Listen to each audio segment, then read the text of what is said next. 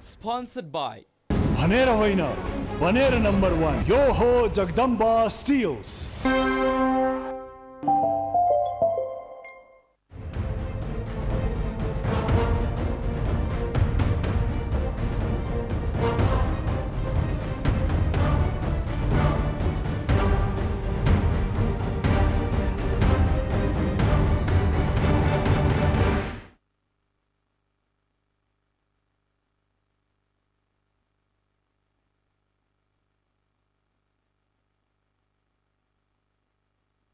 सम्भवतः यो पुस्ताको हरेक नेपालीले चाहेर पनि यो दिनलाई बिर्सन सक्दैनन्। ठिक आजकै दिन 4 वर्ष अगाडि 2072 साल वैशाख 12 गते विनाशकारी भूकम्पको तपाईँ हामी सम्पूर्ण नेपालीले सामना गर्नु पर्यो। क्षतिको बारेमा फेरि चाहिँ भनिराख्नु पर्दैन। कस्तो अवस्था थियो, तपाईँ हामी कुन अवस्थाबाट गुज्र्यौँ र सरकारका प्रयासहरू, अन्तर्राष्ट्रिय जगतका सहयोगहरू कस्तो रह्यो, तपाईँ हामी सबैको सामु छरपष्ट छ। सरकारले कतिपय कामहरू राम्रै गरेका छन्, कतिपय कामहरू चाहेर पनि नगरेको जस्तो देखिन्छ। यसको परिणामको कुरा गर्ने हो भने यो मिश्रित परिणामको रूपमा हामी लिन सक्दछौँ। अझै पनि थुप्रै कामहरू भइरहेका छन्, कतिपय कामहरू अझै पनि अप्ठ्याराहरूको सामना गरिरहेको हामीले देखेका छौँ, प्रत्यक्ष रूपमा महसुस गरेका छौँ। व्यक्तिले आफ्नो घर पनि आफैले ठड्याउने प्रयास पनि गरेका छन्। घरहरू बन्दै गर्दा मनमा लागेका ती चोटहरू, ती पीडाहरू बिर्साउने पनि प्रयास गरेका छन्, तर बिर्साउन कठिन हुँदो रहेछ। चोट यदि गहिरो भयो भने त्यो चोटलाई चाहेर पनि बिर्साउन हामी सक्दैनौँ। हामी 72 सालको वैशाख 12 गतेलाई सम्झना गरिरहँदा हामीले भुल्नै नहुने कुरा के हो भने सरकारको प्रयास, अन्तर्राष्ट्रिय दाताहरूको सहयोग र बन्दै गरेको संरचना अब कति बलिया छन् भोलिका दिनका लागि। आज हामी 72 साल वैशाख 12 गतेको भूकम्पको केही लेखाजोखा गर्नेछौँ, सम्झने प्रयास गर्नेछौँ र हामी कति सचेत भयौँ, कति हामी चाहिँ ठुलो विनाशकारी भूकम्पकोबाट चाहिँ शिक्षा लिन सक्यौँ र भोलिका दिनको लागि त्यस्तै प्रकृतिको विपद आइपर्यो भने हामी कति तयारी अवस्थामा छौँ, यी विषयवस्तुहरूमा कुराकानी गर्ने प्रयास गर्नेछौँ। हामीसँग दुईजना व्यक्तित्वहरू स्टुडियोमा हुनुहुन्छ। हामीसँग हुनुहुन्छ भूकम्प प्रविधि राष्ट्रिय समाज नेपाल, एनसेट नामले छोटकरीमा चिनिन्छ, एनसेटका निर्देशक विजय कुमार उपाध्यायजी, र हामीसँग हुनुहुन्छ लामो समय राष्ट्रिय पुनर्निर्माण प्राधिकरणको मा रहेर काम गर्नुभएका पूर्व सहसचिव प्रकाश थापाजी। दुवैजनालाई कार्यक्रममा स्वागत गरौँ। दुवैजनालाई स्वागत गरे कार्यक्रममा। हजुर नमस्कार। विजय सरबाट सुरु गर्न मन लाग्यो। हस्, सम्झिनुपर्ने र के थियो अवस्था त्यसको बारेमा फेरि सम्झाइरहन मन लाग्दैन। हजुर, कतिपय चोटहरूलाई नसम्झिँदा नै ठिक हुन्छ जस्तो मलाई व्यक्तिगत रूपमा महसुस हुन्छ। तर सोध्नै पर्ने प्रश्न के हो भने फर्केर 72/1/12 गतेको दिनलाई सम्झिने हो भने यो लामो 4 वर्षको समयावधि हामीले व्यतीत गरिसक्दा अहिले ठ्याक्कै हामी कुन अवस्थामा पुगेका छौँ? सरकारको गतिविधिलाई पनि हेरेर, तपाईँहरू आफैले सञ्चालन गर्नुभएको गतिविधिलाई पनि हेरेर र आम रूपमा डिरेक्टली पीडितहरूसँग जोडिनु भएको कारणले चाहिँ यहाँको व्यक्तिगत अनुभव चाहिँ कस्तो रह्यो? यो अनुभव तपाईँले भने जस्तै सम्झिन लायकको अनुभव त होइन, तर यसबाट सम्झिने भन्दा पनि सम्झिने भनेको चाहिँ अब यो मान्छेको कुरा गर्दा, आनीबानीको कुरा गर्दा अब यसले सृष्टिले भन्नुहोस् अथवा प्रकृतिले भन्नुहोस् मान्छेलाई बिर्सिन सक्ने शक्ति दिएको छ। त्यही कारणले मान्छे दर्छ। किन भन्दाखेरि यदि त्यो दुःखलाई सम्झिनै रहने हो भने जिन्दगी साह्रै कठिन हुन्छ। त्यस्तै अब वैशाख 72 वैशाख 12 गतेको भैँचालोको कुरा गर्दाखेरि एउटा चिज त के हो भने क्षति भयो, घरहरू भत्किए, धेरैले ज्यान गुमाउनु पर्यो, दुःखदायी घटना हो। र त्यसको अर्को पाटो हेर्ने हो भने त्यही घटना शनिबारको सट्टा आइतबार हुन पनि सक्थ्यो, शुक्रबार हुन पनि सक्थ्यो, शनिबार दिउँसोको सट्टा राति पनि हुन सक्थ्यो। त्यो मानेमा त हामी भाग्यमान नै ठहरिया हो नि त।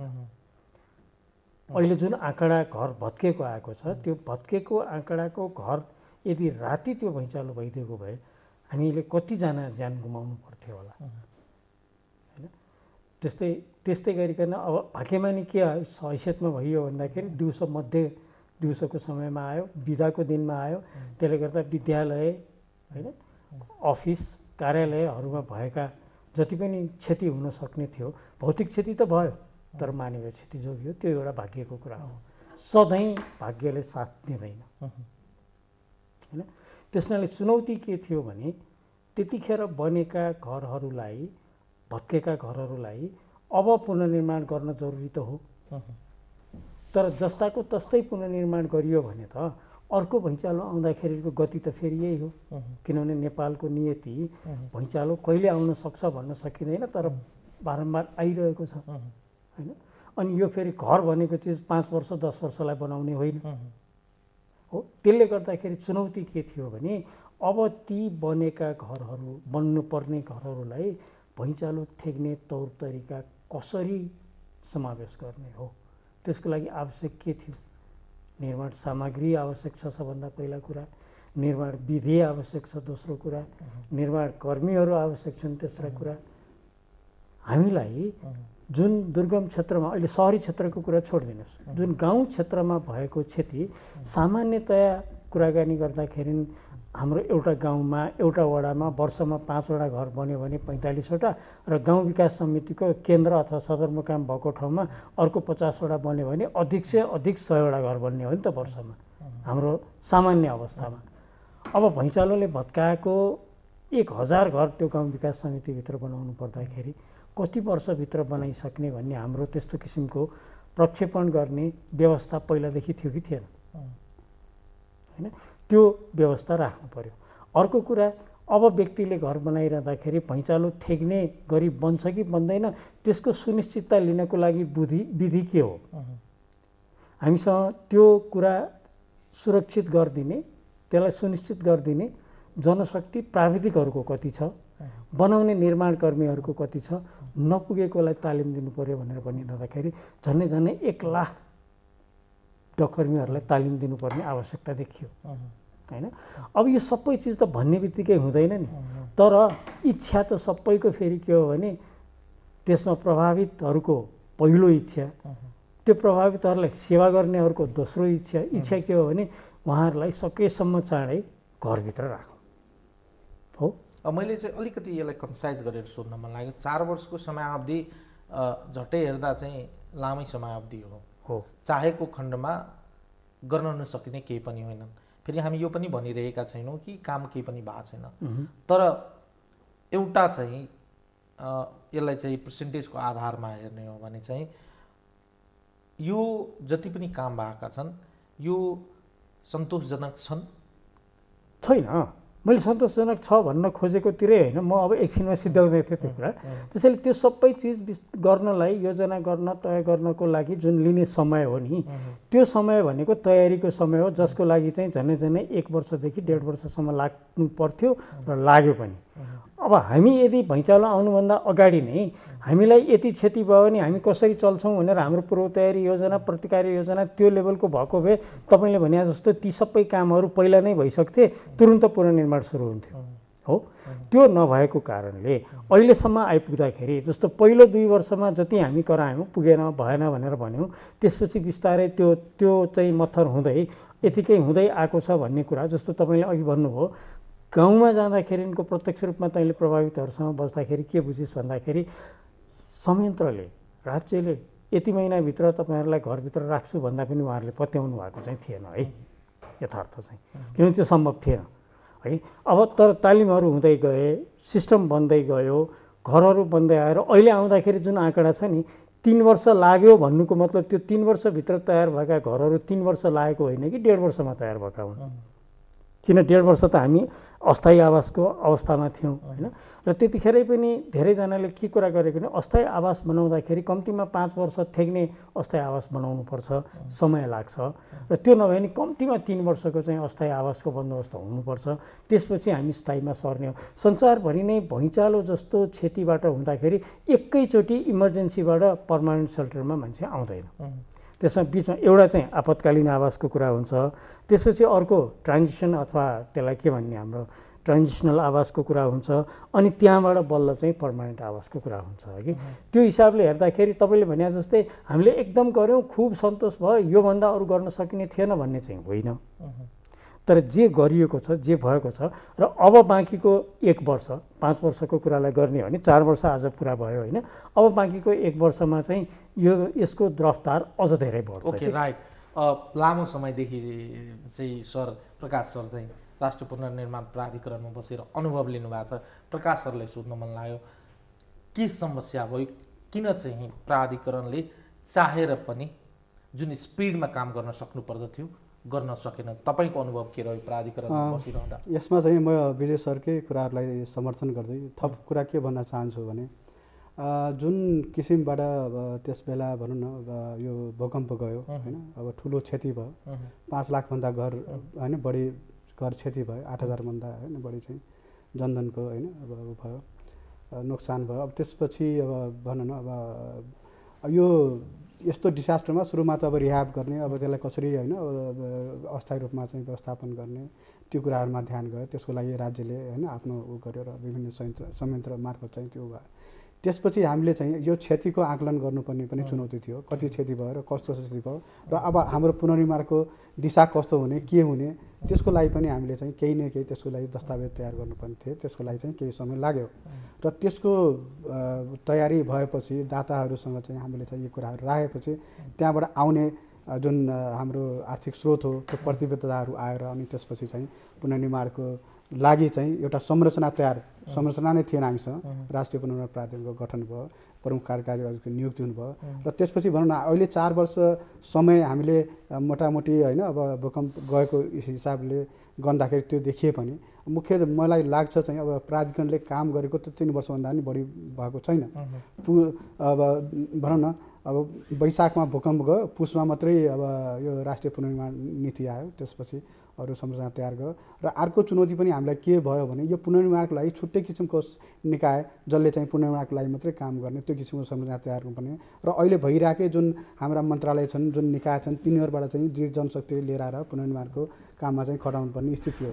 त्यो पनि एकदमै चुनौतीपूर्ण थियो र ती जनशक्तिलाई लिएर आएर चाहिँ हामीले चाहिँ तत्त्व सम्बन्धी तालिम दिएर र हाम्रो चाहिँ अब भनौँ न मुख्य गरेर चाहिँ निजी आवास भनेको त अब 14 जिल्ला अति प्रभावित भयो र होइन 17 जिल्ला कम प्रभावित भनेर 31 जिल्लामा गएको होइन अब ऊ भयो।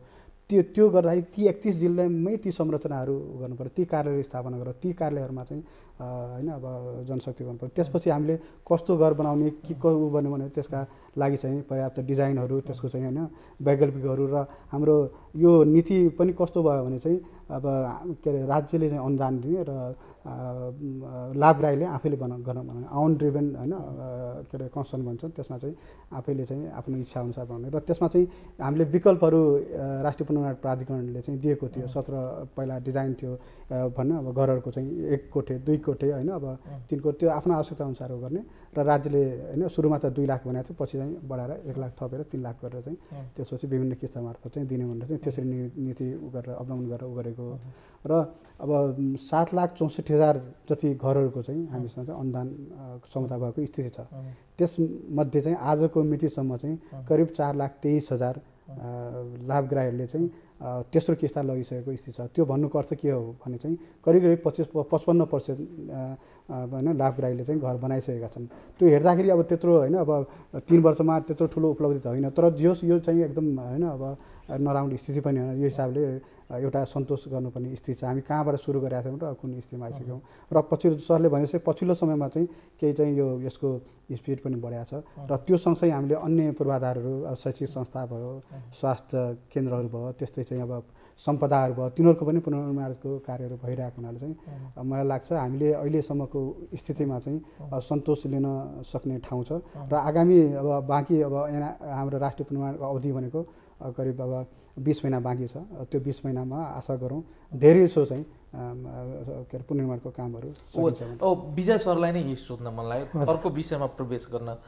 जब यस्ता प्रकारका कुनै पनि देशमा ठुलो चाहिँ विपदहरू आउँछन्, राज्य वा सरकारले एक्लैले यो विपदबाट चाहिँ सबैलाई चाहिँ पुनर्निर्माण होस् वा रिहाबका कुरा होस् आदि इत्यादि एक्लै चाहिँ राज्यबाट असम्भव जस्तै देखिन्छ। नेपाल त हाम्रो सानो मुलुक हो, ठुल्ठुला देशमा गएको डिजास्टरहरूको पनि केसमा त्यही देखिन्छ। नेपालको सन्दर्भमा कुरा गर्ने हो भने यो 4 वर्षको समयावधिलाई केलाउने हो। प्रकाश सरले भने जस्तै 1-1.5 वर्षको समयलाई चाहिँ हामीले रिहाब टाइमलाई नै छुट्याउने हो भने बाँकी समयलाई पनि क्यालकुलेसन गर्दा चाहिँ यो समयभित्र जुन प्रकारले सरकारले एक्लैले गर्न नसकेको जस्तो सङ्केत सुरुमै देखा परिसकेको थियो, सरकारवाला निकाय र पब्लिक पार्टिसिपेसनमा चाहिँ ध्यान नदिँदा त्यतातिर हामी चुकेको हो। यो दुईटा कुरा हो। अहिले हेर्दाखेरि अहिलेको अवस्था के छ भन्ने हिसाबले हामीले आकलन गर्छौँ होइन, कि अहिलेको हिसाबले आकलन गर्छौँ र हामीले तपाईँले भने जस्तै तुलना कोसँग गर्छौँ भन्दाखेरि अलिकति राम्रो गरी जहाँ भएको छ त्यो अनुसारले नै हामीलाई यो चाहिँ राम्रो भएन भन्ने थाहा हुने हो नि त होइन। त्यसले गर्दाखेरि एउटा बिचमा बसेर विचार गर्दाखेरि के विचार पुर्याउनुपर्छ भने हो हामी चुक्या हो, त्यसमा नाइनास्ती छँदै छैन, कुनै पनि हालतमा छैन। केमा चुकेको हो भन्दाखेरि पूर्व तयारीमा चुकेको हो, प्रतिकार्यको योजना बनाउनमा चुकेको हो, प्रतिरक्षाको पनि योजनामा चुकेको हो। प्रतिकार्यको कुरा गरौँ न पहिला होइन, किनभने अब एउटा चिज चाहिँ यो विपदको कुरा गरिरहँदाखेरि यसको 3टा फेज हुन्छ कि। पहिलो भनेको चाहिँ तपाईँले विपदै हुन नदिनलाई के गर्नुपर्ने त्यो काम गर्ने हो। त्यो गर्दा गर्दै पनि विपद भइहाल्छ र भइहाल्यो भनेदेखि त्यस्तो विपदलाई चाहिँ प्रतिकार्य कसरी गर्ने भनेर योजना बनाउने हो होइन। अनि पुनर्निर्माणका कुरा भने त नभई नहुने कुरा हो, पछि गर्ने कुरा हो नि त प्रतिकार्यको कुरामा होइन। त्यसले गर्दाखेरि हामी चुकेको काम भन्दाखेरि पहिलेको यो पूर्व तयारीको कुरा के, विपद हुनुभन्दा अगाडि नै हामीलाई यत्रो विपद भयो भने के गर्नु पर्ला। जस्तो नेपालमा भुइँचालो जान्छ भनिरहेको हो होइन। नेपालमा भुइँचालो गइहाल्यो भनेदेखि 1/3 क्षेत्रलाई असर गर्छ ठुलो भुइँचालो जाँदाखेरि भनेर सबैजनाले स्वीकारिरहेकै अवस्था हो। यतिजनाको क्षेत्र जस्तो काठमाडौँ उपत्यकाको चाहिँ एउटा चाहिँ जोखिम आकलन गरिरहँदा 1990 को भुइँचालो जत्रै भुइँचालो आएर त्यसले 1990 सालमा जति हल्ला आएको थियो त्यति हल्लाउँदाखेरि चाहिँ उपत्यकाभित्र कति क्षति होला भन्ने अनुमान गरेकै हो। तर त्यति क्षति भयो भने त्यसको पुनर्निर्माण कसरी हुन्छ, त्यसको प्रतिकार्य कसरी हुन्छ, को त्यसमा संलग्न हुन्छन् भन्ने योजना चाहिँ थिएन है।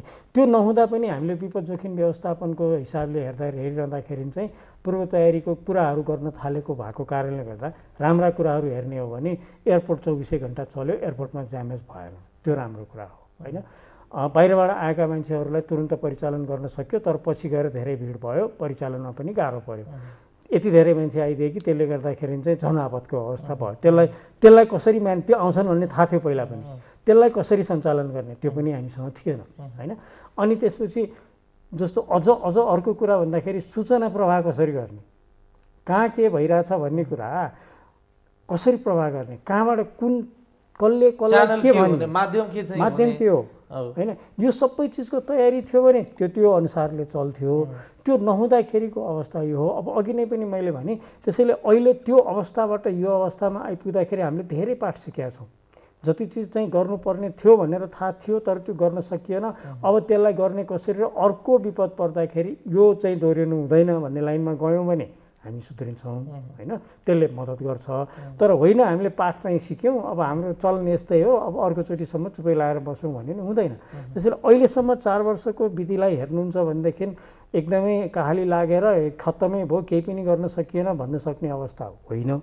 यसमा धेरै राम्रा कामहरू भएका छन्, त्रुटिहरू भएका छन्, तिनलाई सुधार्नुपर्छ है त्यसमा चाहिँ सन्तोष लिने ठाउँ छ।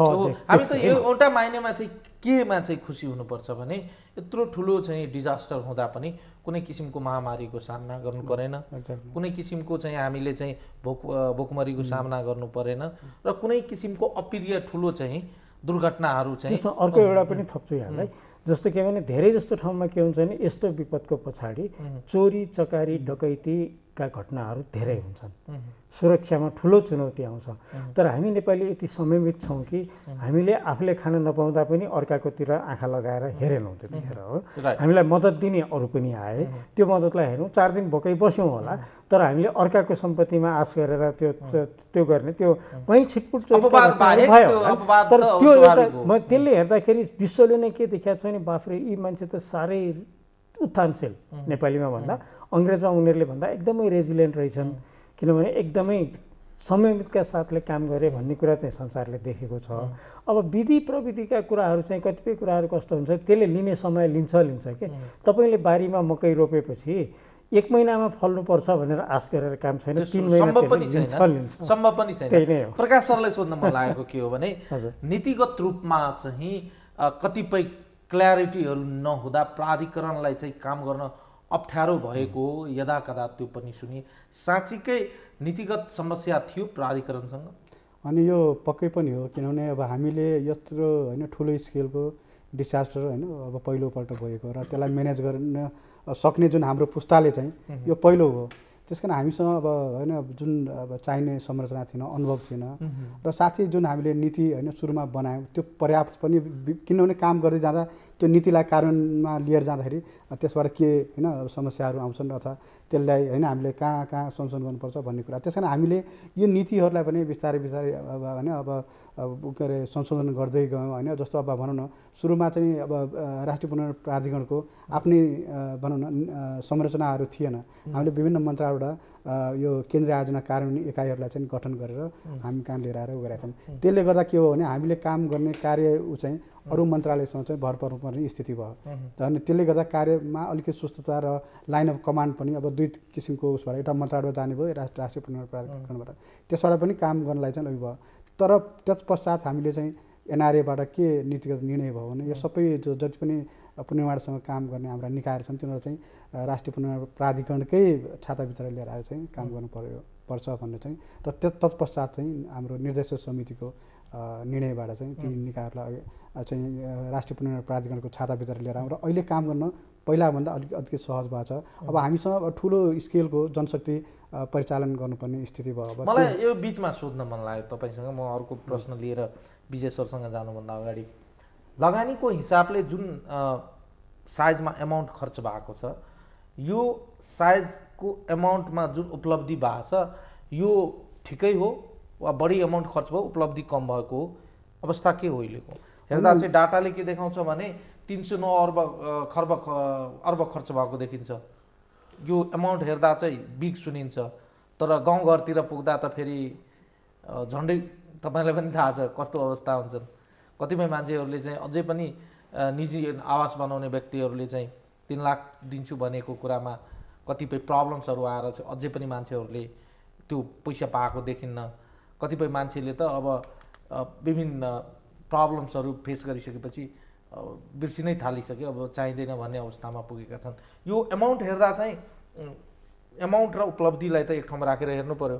एकातर्फ चाहिँ हाम्रो एफोर्ट पनि छ, तर खासमा चाहिँ एमाउन्ट र अहिलेको उपलब्धि हेर्दा चाहिँ हाम्रो कुन पोजिसनमा छ? अनि मेरो विचारमा जस्तो सुरुमा जुन हामीले आकलन गरेका थियौँ नि, जुन बेला हामीले यो दस्तावेज बनायौँ र क्षतिको हिसाबले यति लाग्छ भनेर चाहिँ आकलन गरेका थियौँ, त्योभन्दा अहिलेको स्थितिमा जुन किसिमले खर्च भइरहेछ र एक त हामीले जस्तो अब अहिले पनि होइन फन्डिङ अलिकति ग्याप छ।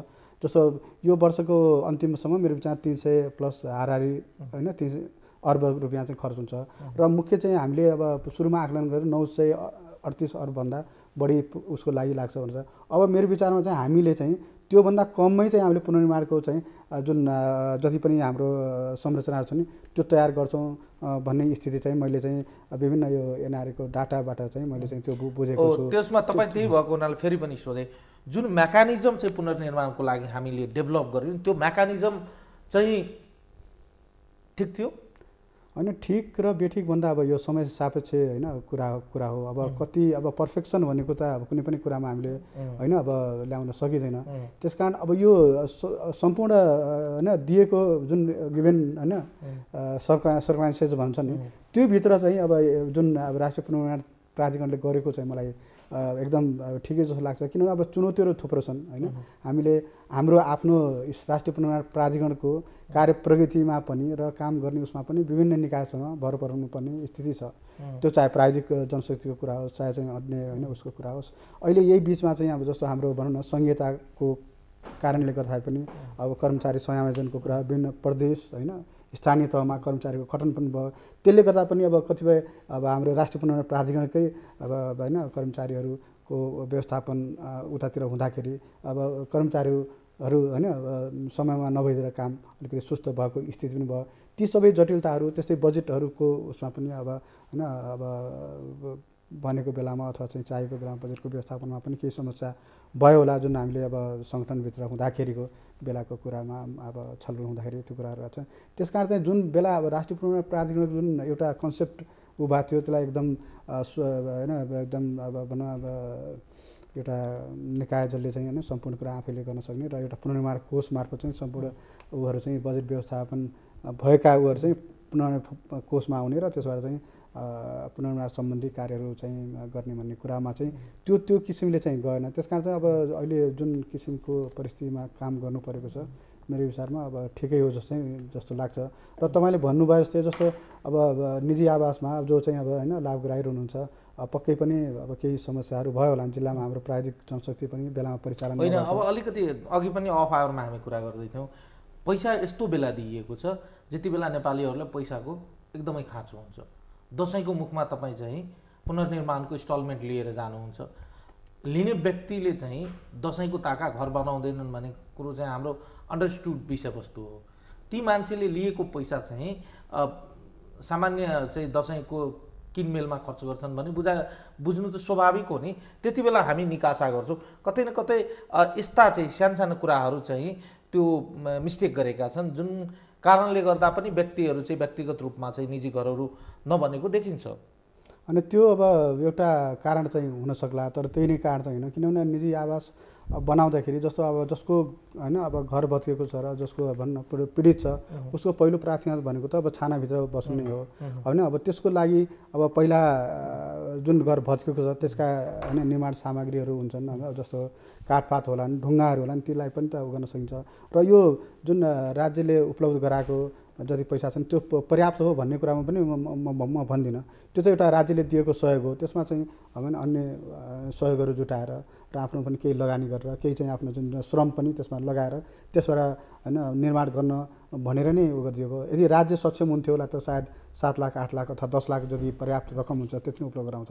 तर अब राज्यसँग त्यो साधन स्रोत र त्यो कुरा अब पर्याप्त नभएर नै होला होइन जति अब उपलब्ध गराउन सक्ने त्यही उसमा चाहिँ। त्यस कारण त्यो किसिमले हो र प्राविधिकहरू चाहिँ बेलामा नपुगेर अथवा भूकम्प प्रतिरोधी जुन हामीले एउटा बनाएका छौँ किनभने अब बनाएको घर त भूकम्प प्रतिरोधी हुनु पऱ्यो नि। त्यसले अब आउने होइन भनौँ न अब 40-50 वर्ष अब त्यो पनि सक्नु पऱ्यो। र जुन किसिमले अहिले पराकम्पनहरू गइरहेछ भन्ने कुरा हामी सबैलाई थाहा छ नि। अब कुनै पनि बेला अर्को भूकम्प आउन सक्छ। त्यस कारण त्यो भूकम्प प्रतिरोधी हुनको लागि पनि त प्राविधिकले भनेको अनुसारको अब निर्माण चाहिँ होइन गरिदिनु पऱ्यो लाभग्राहीले। त्यसमा केही समस्या भएर केही कुराहरू चाहिँ छुट भएर पनि सायद समय लागेको होला र त्यसको लागि पनि केही करेक्सन गर्ने मेथडहरू पनि छन्। यदि कुनै कुराहरू छुट भयो भने त्यसलाई गर्न सकिन्छ। त्यो गरिसकेपछि पक्कै पनि अब प्राधिकरणबाट अनुदान दिन चाहिँ कुनै ढिलासुस्ती हुँदैन जस्तो चाहिँ मलाई लाग्छ। ओके वेल एउटा प्रश्न सोध्छु विजय सर त्यसपछि म अर्को प्रश्नमा जान्छु है। बढी चाहिँ निकै चाहिँ यो चाहिँ विवादको विषय पनि रह्यो। पुनर्निर्माण प्राधिकरण राष्ट्रिय पुनर्निर्माण प्राधिकरणको नेतृत्व गर्ने सवालमा राजनैतिक दल पछि चाहिँ त्यहाँ चाहिँ राजनीतिक हावी भएको चाहिँ कुरा गरियो। तपाईँहरू एउटा चाहिँ अलग एउटा चाहिँ स्वतन्त्र अर्गनाइजेसनबाट एउटा टेक्निकल चाहिँ सपोर्ट चाहिँ गभर्मेन्टलाई प्रदान गरिरहँदा पुनर्निर्माणमा बढी राजनीतिकरण भएको कारणले गर्दा पनि अपेक्षाकृत काम हुन नसकेको तर्कसँग तपाईँ सहमत हुनुहुन्छ? होइन यसले पक्कै पनि असर गरेको छ।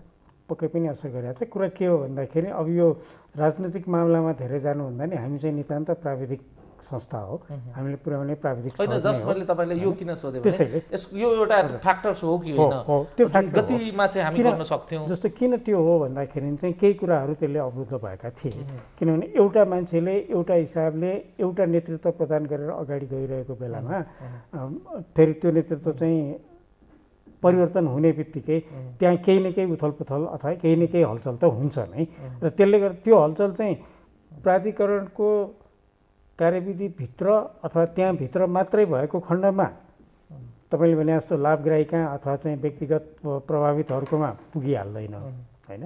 तर अब कोही कोही बेला चाहिँ त्यो तलसम्मै पुगेको अवस्था, कुर्नु परेको अवस्था होइन, निर्णयहरू ढिला भएको, अब अर्को मान्छे आएपछि अर्को परिवर्तन हुन्छ कि भन्ने किसिमको चाहिँ नभएदेखि नै हामी प्राविधिक जस्तो मान्छेहरूले अथवा लाभग्राहीको रूपमा तल बसेर हेर्ने हो भने चाहिने के हो भने नीति चाहिने हो नि, होइन र?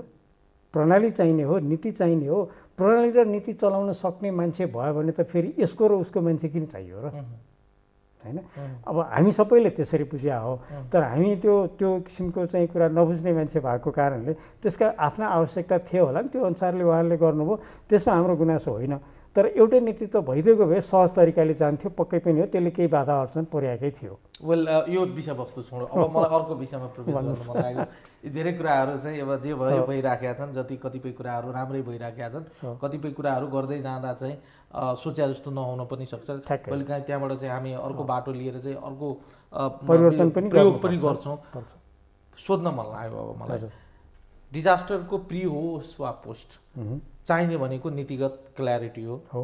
तपाईँसँग टेक्नोलोजी हुनुपर्छ, तपाईँसँग टेक्निसियन हुनुपर्छ, तपाईँसँग इन्भेस्टमेन्ट हुनुपर्छ, तपाईँसँग सचेतना हुनुपर्छ। हाम्रो सवालमा प्रीको त अब कुरै गर्ने कुरा भएन, पोस्ट पछि पनि यी कुराहरूमा चाहिँ हामी कुन पोजिसनमा छौँ? अब नीतिगत कुरा गर्न मन लाग्यो। नीतिगत मामलामा चाहिँ धेरै सुधार भएको छ है। नीतिगत मामलामा चाहिँ सुधार भएको छ, ऐन कानुनहरू बनेका छन्, कार्यविधिहरू बनेका छन्। अघि प्रकाश सरले पनि भन्नुभयो होइन, कि तिनै कार्यविधिको आधारमा अहिलेसम्म हामीले यो सफल गर्न सकिया हो, र अर्को विपदमा फेरि यसलाई परिमार्जन गरेर त्यो अगाडि बढाउन सकिन्छ, एउटा कुरा। अर्को कुरा, विपदको लागि काम गर्ने मान्छेहरू, हामी जस्तो मान्छेहरूले चाहिँ प्रति कार्यको लागि चाहिँ काम गर्ने होइन कि, वास्तवमा न्यूनीकरणको लागि काम गर्ने हो। किनभने न्यूनीकरण गऱ्यो भने प्रतिकार्य गर्नै पर्दैन, क्षति धेरै पर्दैन। तर यथार्थ फेरि यो बिर्सिनु हुँदैन कि न्यूनीकरण गर्छु भनेर जिरो लेभलमा चाहिँ आउँदैन, शून्य लेभलमा आउँदैन, त्यसलाई सानो पार्ने हो, क्षति कम गर्ने हो होइन। त्यो गर्ने क्रममा नीतिगत निर्णयहरू, नीति जस्तो अहिले नयाँ ऐन आएको छ, यो भैँचालो नआएको भए सायद त्यो ऐन आउँदैन थियो होला, विपद जोखिम न्यूनीकरण तथा व्यवस्थापन ऐन आएको छ। त्यसपछिको अर्को चाहिँ हाम्रो के अरे कार्यनीति आएको छ होइन, यो अरू कार्यविधिहरू आएका छन्। अब समस्या चाहिँ नेपालमा के हो भने नि, हामीले हेर्दाखेरि है, तपाईँहरूले के गरे भन्नुहुन्छ थाहा छैन, हामी कहाँ वास्तवमा भनौँ भने ऐन नीति नियमले भन्दा पनि ती ऐन नीति नियम भएकाहरूलाई प्रयोग गर्नको दरिद्रतामा चाहिँ हामी अल्मलिएका हौँ है। मैले सामान्य हिसाबमा भन्ने गर्छु, हामी कहाँ ऐन नियम कानुनहरूको बाढी छ, खडेरी केही छ भनेदेखि चाहिँ कार्यान्वयनको खडेरी छ। अब कार्यान्वयनको खडेरीका पछाडि चाहिँ के छन् भन्ने अनुसन्धानकै विषय छ है। साधारण एउटा उदाहरण दिइरहँदाखेरि नि भनौँ न, सचेतनाले मात्रै काम गर्दैन, सचेत भएर मात्रै काम गर्दैन। अहिले काठमाडौँको सडकमा सवारी चलाउने कुन चाहिँ चालकलाई सचेतना छैन कि मैले मेरो लेन मिच्नु हुँदैन भनेर? कसलाई छैन भन्नुहोस् त? तर जान हतार छ, सबैलाई रुल थाहा छ, जान हतार छ, अनि हतारमा जान पर्छ, हिँडेपछि रुल चाहिँ ब्रेक गर्दो रहेछ, अनि त्यो गर्न पाइएन नि त। र अर्को कुरा, रुल ब्रेक गरेर हतारमा गएकै कारणले जाम बढिरहेछ। तपाईँ लाइनमा बस्दिएको भए 10 मिनटमा जानुहुन्थ्यो, अगाडि गएर गाँठो पर्दिएको कारणले के भयो, अब त्यो 10 मिनटमा खुल्ने जाम 15 मिनट लाग्यो। हाम्रो मानसिकता कस्तो, सरकै कुरामा हाम्रो मानसिकता के छ भने, सडकमा ट्राफिक प्रहरी चाहिँ आफ्नो ज्यानको सुरक्षाको लागि बस्या होइन भन्ने मानसिकता हामीले बुझेकै छैनौँ। त्यस्तै गरिकन सडकमा ट्राफिक प्रहरी सवारी चालकको ज्यानको सुरक्षाको लागि बस्या हो। कोड अफ कन्डक्ट मानिदिनुहोस्, तपाईँले एक्सिडेन्ट हुँदैन, तपाईँ आफ्नो स्पिड कन्ट्रोल गर्नुहोस्, तपाईँको एक्सिडेन्ट हुँदैन, तपाईँ आफ्नो लेनमा बस्नुहोस्, तपाईँको एक्सिडेन्ट हुँदैन, तपाईँको स्पिड लेनमा बस्नुहोस्, तपाईँलाई एक्सिडेन्ट हुँदैन भन्नलाई बस्या हो। तर हामी कस्तो मानसिकतामा छौँ भने, लेन क्रस गरेर ट्राफिकलाई चाहिँ झपाडेर हिँड्न पायो भने हामी चाहिँ गर्व महसुस गर्छौँ। अब यहीँनिर यो ट्राफिकतिर नजाउँ, हाम्रो विषय त फेरि गोर्खा भूकम्प हो होइन, अथवा विपद हो। यही मानसिकताले विपदमा पनि त्यही किसिमको काम गरिरहेको छ के। जस्तो तपाईँलाई म ठ्याक्कै उदाहरणै दिउँ, काठमाडौँमै कुरा गरिरहँदाखेरि धेरै मान्छेले आफ्नो 7 तला 8 तला घर नगरपालिकाले पनि नभनिकन, पुनर्निर्माणले पनि नभनिकन, कसैलाई थाहै नदिकन 2 तला 3 तला झिकेर 5 तला बनाएको हो कि हो, देखायो कि नि तपाईँ? देखाएको छ। अहिले के छ, अहिले फेरि अग्लो किन बनाउनु थाल्यो 4 वर्षमा? भनेपछि यो के छ भने एउटा चाहिँ जनता आफै सजग भएर आफ्नो सुरक्षा आफैले गर्ने एउटा पाटो रह्यो। अब रेगुलेटरी बडी अथवा चाहिँ भनौँ न यो कार्यान्वयन गरिदिने, यो कार्यान्वयनमा जोड दिने संस्थाहरूले, सरकारले खास गरिकन के गरिदिनु पर्ने हो भने त्यो कार्यान्वयन गर्नलाई कडाइका साथ पालना गर्ने नीति नियम भएकालाई पालना गर्ने हो। जस्तै कि अहिले घर सुरक्षित तपाईँले भन्नुभयो नि, अब बनेका घर सुरक्षित छन् त? हो। अब सुरक्षित छन् कि छैनन् भनेर त्यसको चाहिँ सुनिश्चितता कसरी लिने? प्रत्येक घरमा एउटा इन्जिनियर उभ्याउन सक्ने हामीसँग इन्जिनियर छ? छैन। प्रत्येक घरको डिजाइन गर्न सक्ने इन्जिनियर छन्? छैनन्। अब घर नबनाउने त त्यो पनि होइन हो। भनेपछि यो चुनौतीको बिचमा पनि बाटो निकाल्नु पर्यो नि त।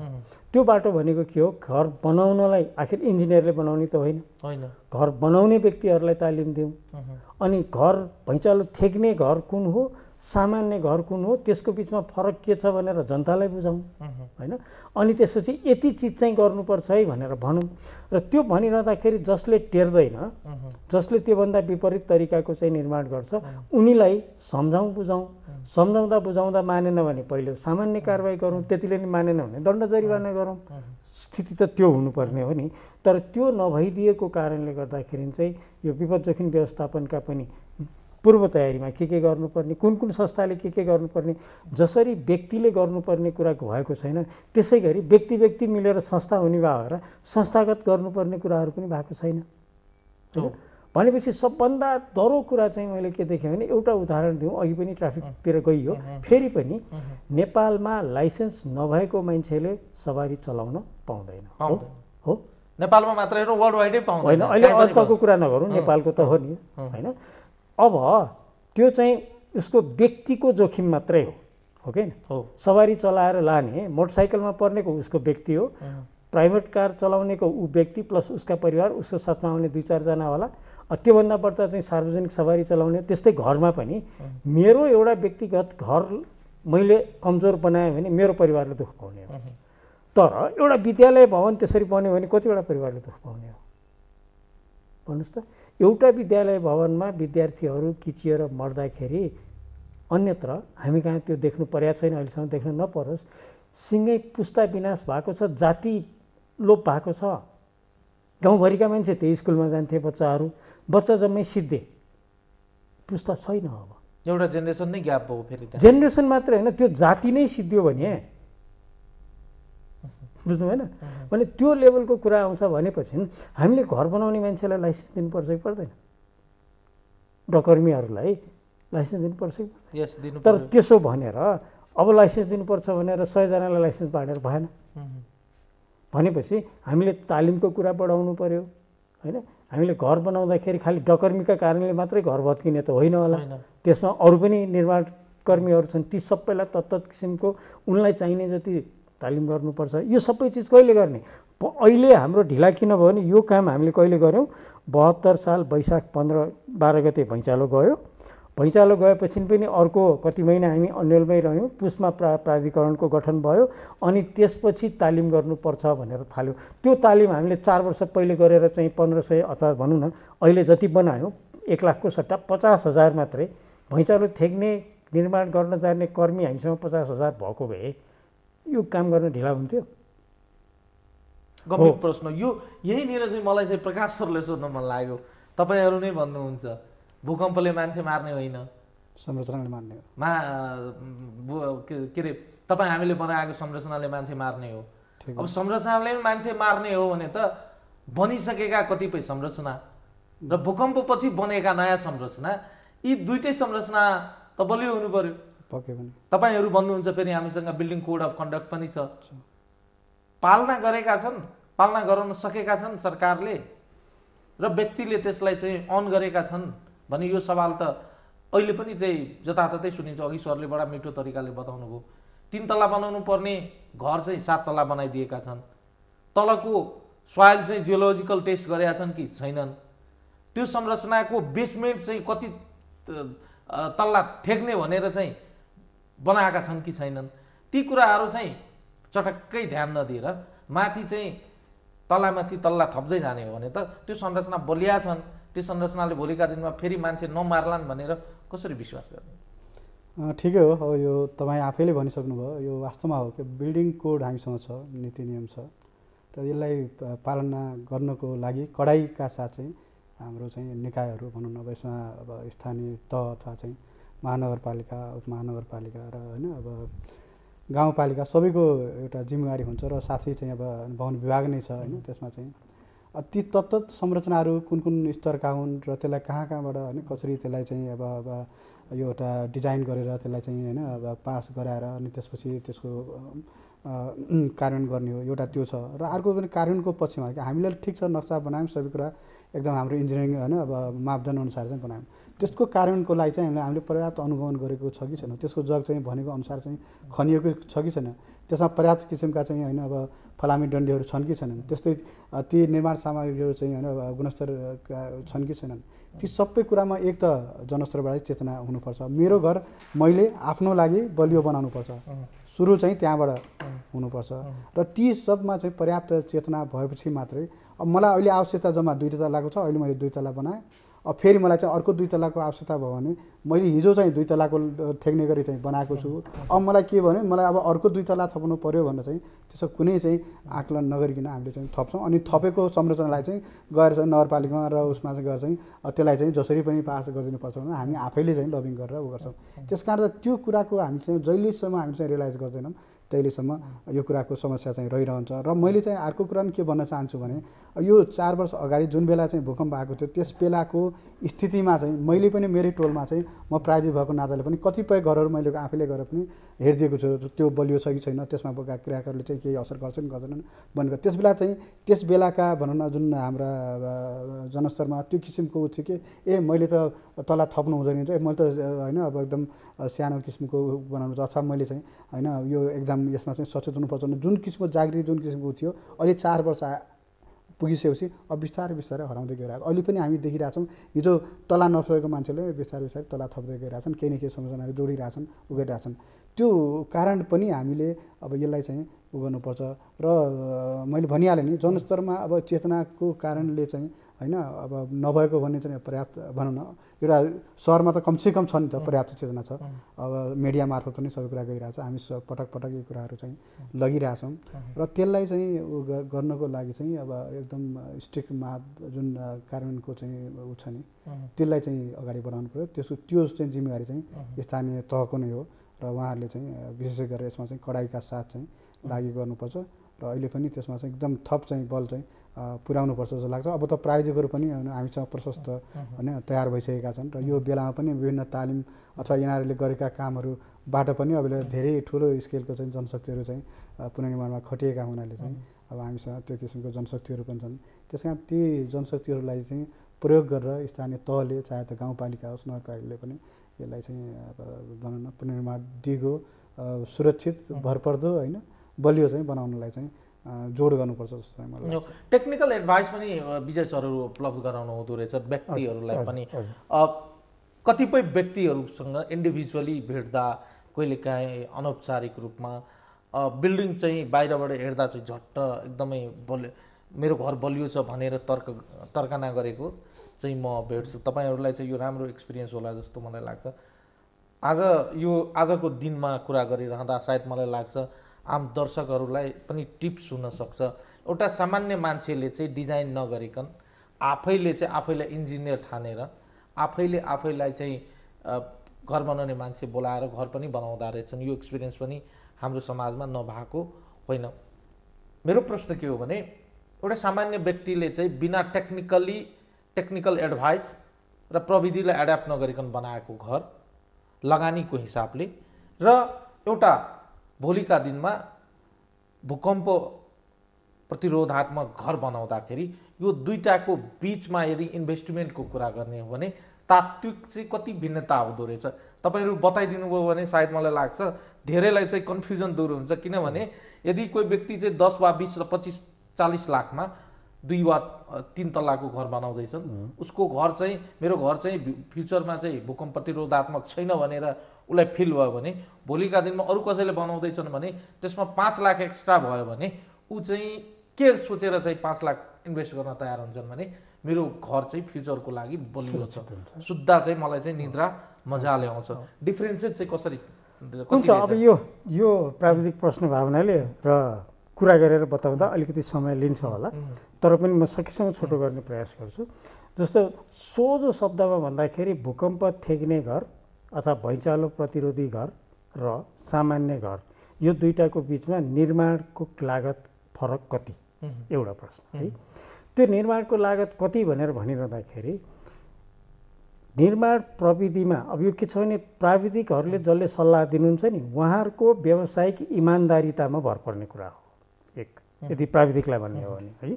र अर्को कुरा मैले भने सहर बजारमा काठमाडौँ, ललितपुर, भक्तपुर यो सहर बजार, विराटनगर, पोखरामा इन्जिनियरहरूको प्रशस्तता होला, तर घर त सहर बजारमा मात्रै बनाएर हुँदैन, अन्त पनि बनाउनुपर्छ है। त्यसले गर्दाखेरि अब पहिलो चरणमा चाहिँ यो प्राविधिकले डिजाइन गर्ने घरलाई कुरा गरौँ है। प्राविधिकले डिजाइन गर्ने घर र डकर्मीले डिजाइन गर्ने घर भनौँ न, अहिले तपाईँको अहिले भनेकोलाई मैले भाषागत हिसाबमा यसरी हेरेँ होइन। कसैले त गर्नु पऱ्यो नि त, मेरो घर यस्तो हुन्छ भनेर।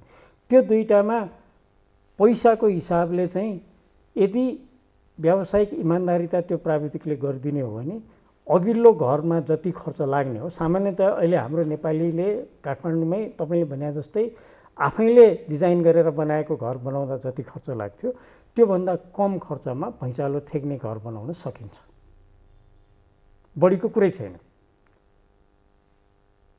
र पनि हामी चाहिँ त्यो मानसिकताबाट अगाडि बढ्न त्यो मानसिकता भनेको के हो भने यो कहिलेकाहीँ बजारले एकदमै मान्छेलाई बहकाएर लिएर जान्छ।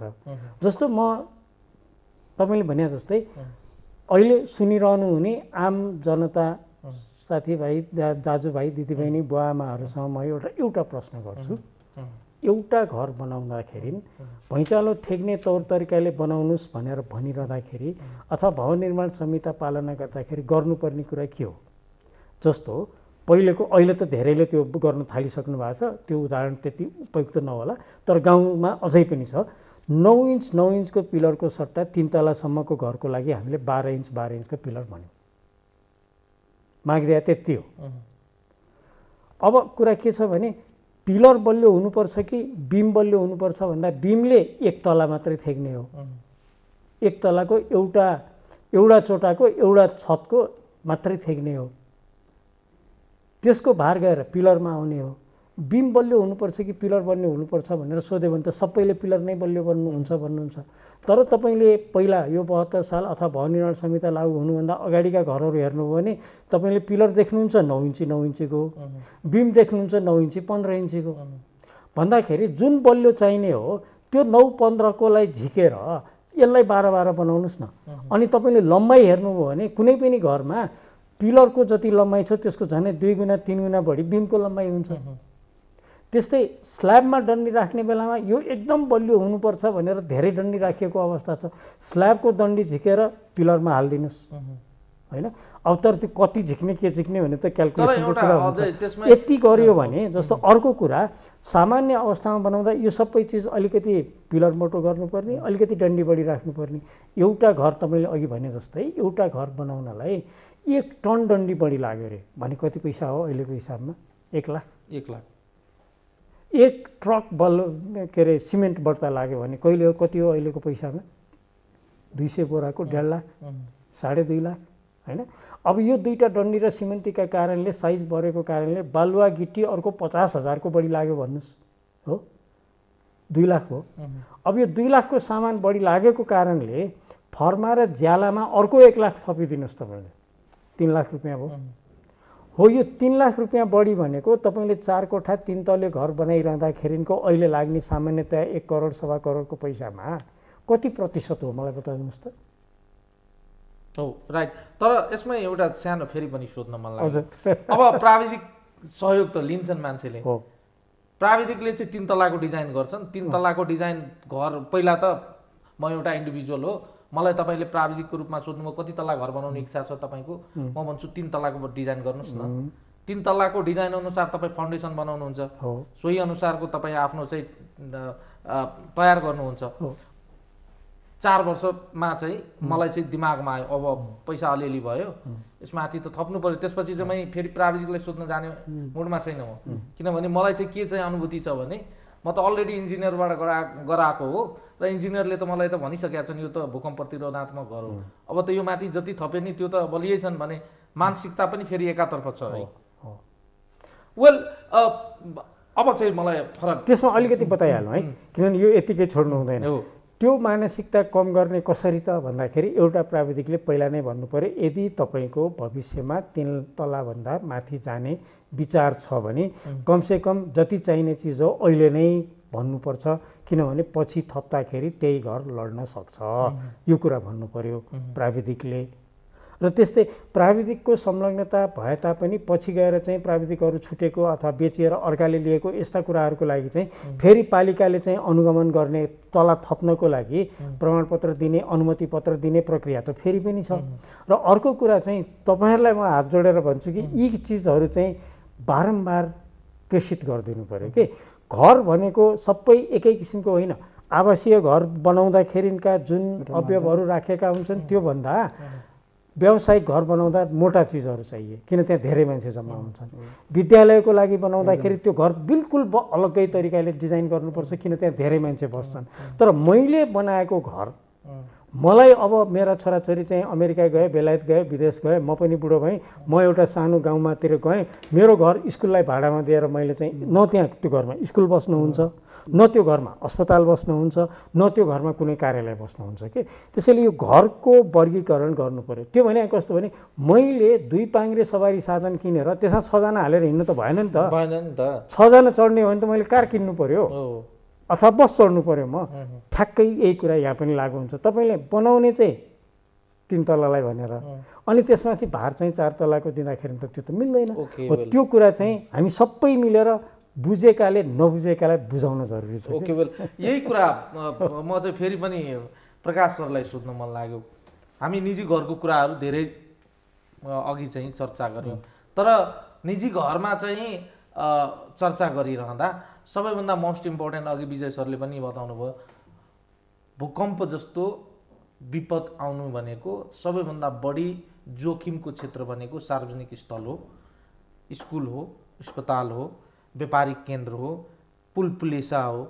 यी कुराहरू चाहिँ बढी चाहिँ जोखिमपूर्ण हुन्छन्।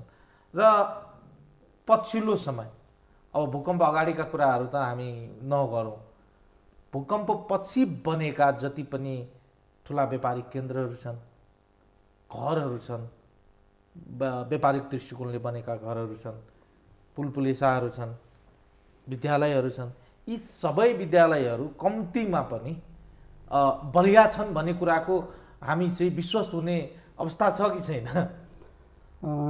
ठिकै छ। अब प्रश्नको लागि चाहिँ अघि विशेष सरले धेरै कुरा गरिसक्नुभयो।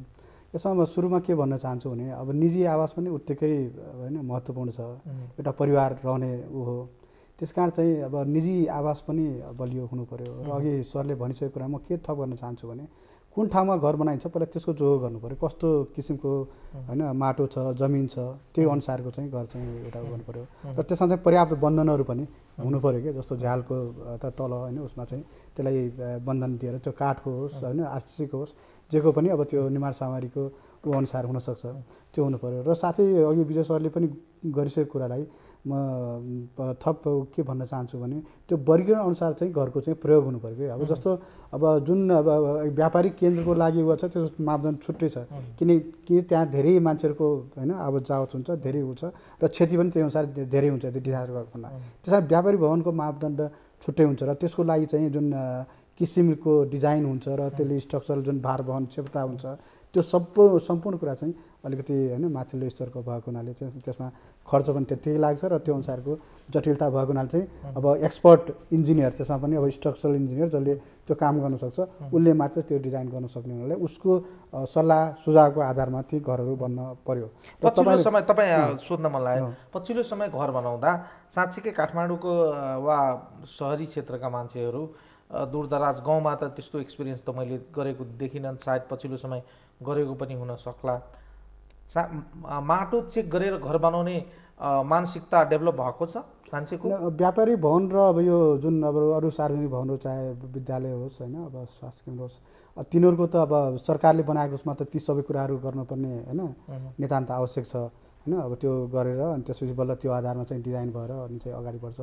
जुन चाहिँ निजी स्तरबाट निजी उसबाट चाहिँ बनाएको छ त्यसमा पनि ती सबै कुराहरू चाहिँ अब यो जुन हाम्रो स्थानीय तहले होइन नगरपालिकाले त्यसलाई हेर्नु पर्यो र त्यस अनुसारको चाहिँ डिजाइन भएको छ कि छैन भनेको त्यहाँको जुन विज्ञ प्राविधिक छ उसले चेक जाँच गरेपछि मात्रै त्यसलाई अनुमति दिनु पर्यो र त्यसमा चाहिँ उसले कुन कुन कुराहरू लिएको छ र कुन कुन त्यसमा चाहिँ विचार गरेको छ ती सबै कुराहरू लिएर मात्रै त्यो कुराहरूलाई गर्नुपर्ने हो। त्यसमा धेरै कुराहरू छन् कि मापदण्डमा चाहिँ अहिले हामीले होइन यो छोटो समयमा भन्न सक्दैनौँ त्यसमा चाहिँ पर्याप्त स्पेस छ कि छैन, कुनै डिसास्टर भएको बेलामा चाहिँ एक्जिट त्यहाँबाट चाहिँ होइन अब सुरक्षित रूपमा चाहिँ बाहिर निस्कने छ कि छैन। अब भूकम्प आयो हल्लायो तर एकैछिन हल्लाउने बित्तिकै त संरचना ढल्दैन, केही समय छ त्यो उसमा छ त्यो उसमा कमसेकम चाहिँ एक्जिट चाहिँ त्यहाँ जति मान्छेहरू छन् तिनीहरू चाहिँ सुरक्षित रूपमा चाहिँ बाहिर निस्कन सक्ने समय चाहिँ त्यो संरचनाले दिन्छ कि दिँदैन त्यो त्यो त्यो त्यो कुराको ग्यारेन्टी पनि हुनु पऱ्यो। त्यस कारण ती सबै कुराहरू चाहिँ हाम्रो स्थानीय तहले आफूले चाहिँ पर्याप्त त्यसलाई चाहिँ रेखदेख र चेक जाँच गरेर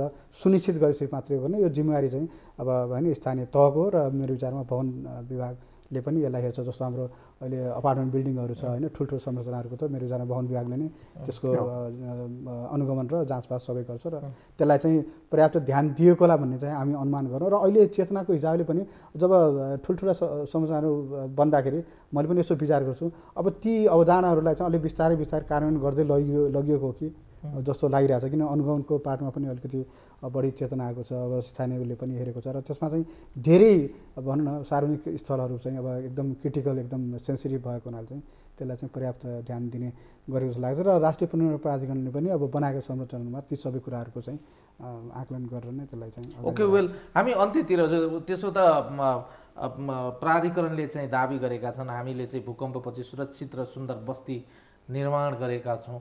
अब त्यो दाबी कति सत्य छन् भन्ने कुरा चाहिँ हामीले चाहिँ व्याख्या र विश्लेषण गरिराख्नु आवश्यक छैन। आम जनताका सामु एकदमै चाहिँ स्पष्ट रूपमा देखिरहेका छन्। हामी अन्त्यतिर आउँदै गर्दा विजय सरसँग सोध्न मन लाग्यो सर, यी कुराहरू त भए हामी चाहिँ चेत्नुपर्ने र गर्नुपर्ने अझै के बाँकी छन्? प्राधिकरणको हिसाबले हेर्ने हो भने अझै पनि यो पुनर्निर्माण गर्नका लागि पूर्ण रूपमा 629 अर्बको रुपियाँको आवश्यकता देखाएका छन्। अर्कोतर्फ हामीले अघि यो कुरा गर्दै जाँदा चाहिँ छुट्यायौँ, भूकम्प गइसकेपछि थुप्रै चाहिँ मित्र राष्ट्रका व्यक्तिहरू आएर चाहिँ यहाँ चाहिँ प्रतिबद्धताहरू जाहेर गरे, म यति दिन्छु पुनर्निर्माणमा त्यति दिन्छु, ठुल्ठुला चाहिँ घोषणाहरू भए। त्यो प्रतिबद्धता अनुसार चाहिँ आएको देखिन्न। त्यसमा चाहिँ हामी चुक्यौँ वा घोषणा गर्नेहरू चाहिँ प्रतिबद्धताबाट चाहिँ पछि फर्के के भएको हो? होइन अभि यसको ठ्याक्कै यसको उत्तर दिने आधिकारिक व्यक्ति म होइन, तर पनि जे जति मलाई थाहा छ त्यो हिसाबले हेरिरहँदाखेरि चाहिँ के हो भने संसारमा कहीँ पनि यति दिन्छु भनेको जति दिने चलन कहीँ पनि हुँदो रहन्छ। त्यसका विभिन्न कारण छन् होइन। संवेदनशीलताको हिसाबले यति गर्छु भनेर एउटा कमिटमेन्ट गर्नु बेग्लै कुरा हो। अर्को चाहिँ फेरि त्यो कमिटमेन्ट कसरी आउँछ भन्ने कुरा चाहिँ हामीले कुन रफ्तारमा निर्माण गर्न सकेका छौँ त्यति गयो कि गएन, त्यस पछाडि अनिखेरि अरू चिज माग्दाखेरि थपिएर पाउने बेग्लै कुरा हो होइन, त्यसको बेग्लै आँकडा छ। त्यसैले यो चाहिँ के हो भन्दाखेरि जति बोलेका छन् त्यति उनीहरूले खुरखुरु आएर ल मैले यति भनेको थिएँ यति लौ भनेर दिने सिस्टम त कहीँ पनि हुँदैन होइन। त्यसको लागि चाहिँ त्यो बोलेको कुरालाई लिएर जाने अथवा त्यसलाई एक हिसाबले भनौँ न एक हिसाबले पचाउने, अब डोनरको भाषामा भन्दाखेरि बर्न रेट भन्छन् होइन, अनि त्यसको चाहिँ कति चाहिँ खर्च गर्न सकिया छ त्यसका आधारमा उनीहरूले आफूले एसेस गरेर ल यहाँ चाहिँ यति पुग्छ भन्ने उनीहरूको एउटा एक किसिमको लेखाजोखा हुन्छ भने हामीले कति पचाउन सक्छौँ भन्ने कुरा हाम्रो हो र हामी यदि चाहिँ एकदमै इफिसियन्ट भएर छिटो गर्न सकेको भए योभन्दा बढी त अलिकति आउँथ्यो कि भन्ने आशयको कुरा गरिरहँदाखेरि चाहिँ त्यो सत्य साबित हुन सक्छ। मैले अन्तिममा सोधेँ अब चाहिँ हामी सोच्नै पर्ने र गर्नै पर्ने चाहिँ के छन् जुन चाहिँ फ्युचरको लागि चाहिँ फ्युचरको लागि भन्नुहुन्छ भनेदेखि हेर्नुहोस् है अब यो पुनर्निर्माण भने त 1 वर्ष ढिला होला 2 वर्ष ढिला होला सिद्धिन्छ हो हैन यसले रफ्तार लिइसक्यो सकिन्छ यतिले त डिजास्टर रोकिदैन यो त भैँचालो त यो नेपालको लागि अन्तिम भैँचालो हो त हुँदैन हो होइन भनेपछि अघि हामीले जे कुरा गर्यौँ नि भैँचालो जानुभन्दा अगाडि बाढी आउनुभन्दा अगाडि हावाहुरी आउनुभन्दा अगाडि हामीले के गर्नुपर्छ तिनले चाहिँ गर्न सक्ने क्षतिको आकलन के कति होला र त्यो क्षति भएको खण्डमा हामीले कस्ता किसिमका क्रियाकलापहरू गर्नुपर्छ भनेर आजैदेखि बसेर कुराकानी गरेर त्यसको योजना गर्न थाल्यौँ भने हामीलाई अर्को एउटा विपद चाहिँ सामान्य घटना लाग्छ होइन भनेदेखि चाहिँ हरेकचोटि हामी पाठ सिकिरहन्छौँ तर त्यसको प्रयोग गर्दैनौँ र हामी धोका खान्छौँ। आशा गरौँ सर हामीले जुन प्रकारले आज बहस गरेका छौँ सम्भवतः धेरै मान्छेको गुनासाहरू रहेका छन्। राष्ट्रिय मिडियाहरूले पनि आज जुन प्रकारले भूकम्प विशेषाङ्कको रूपमा चाहिँ समाचारहरू विचारहरू सम्प्रेषण गरेका छन् अनुसन्धानका कतिपय तर्कनाहरू गरेका छन् ती तर्कनाहरू गर्दा चाहिँ सरकारले गरेका कामहरूमा चाहिँ धन्यवाद दिनुपर्ने ठाउँ छ तर ती सबै पर्याप्त छैनन्। अझै योभन्दा धेरै गर्न सकिन्थ्यो भने अपेक्षा चाहिँ एकदमै म्यासिभ रूपमा देखिन्छ। तपाईँ हाम्रो पनि ठिक हो एकदम ठिक हो किनभने क्षतिज उज्यालो छ हजुर अब त्यो उज्यालोलाई चाहिँ बादल लगाएर ढाकेर सिद्ध्याउने कि त्यसलाई अझ उज्यालो पार्ने भनेको हामी सबैमा निर्भर पर्छ। त्यो भनेको हामी व्यक्ति जनताहरू संस्थागत हिसाबमा र अब त्यसमा अग्रणी रोल अर्थात् सबभन्दा अगाडिको भूमिका भने त पक्कै पनि सरकार पक्षकै हुन्छ। हस्त समय र संवादको लागि धन्यवाद। हामीले गर्नुपर्ने के छ भने विपदलाई न्यूनीकरण गर्न सकिन्छ क्षतिलाई न्यूनीकरण गर्न सकिन्छ विपदको क्षतिलाई न्यूनीकरण गर्न सकिन्छ यदि हामी सचेत र जागरुक भयौँ भने। धन्यवाद समय र संवादको लागि। आशा गरौँ पुनः हामी यस्ता किसिमको विपदको सामना गर्नु नपरोस् र यस्ता दुःखद समयको साक्षी बन्नु नपरोस्। समय र संवादको लागि फेरि पनि धन्यवाद। यहाँलाई पनि धन्यवाद नमस्कार। दर्शकहरू आजको लागि यो संवाद यति नै तर नबिर्सिनुहोस् विपद तपाईलाई चाहिँ सूचना दिएर आउँदैनन्। तपाईँ हामी जागरुक हुनु जरुरी छ र थोरै हामीले सचेतताको कुरा गर्यौँ थोरै हामी सचेतनाका कुरा गर्यौँ भने पक्कै पनि हामी भोलिका दिनमा आइपर्ने यस्ता विपदहरूको क्षतिको न्यूनीकरण चाहिँ गर्न सक्छौँ। आजको लागि यति नै। सम्पूर्ण युनिटलाई मैले पनि बिदा दिनुहोस्। नमस्कार। स्पोन्सर्ड बाई भनेर होइन बनेर नम्बर 1 यो हो जगदम्बा स्टिल्स।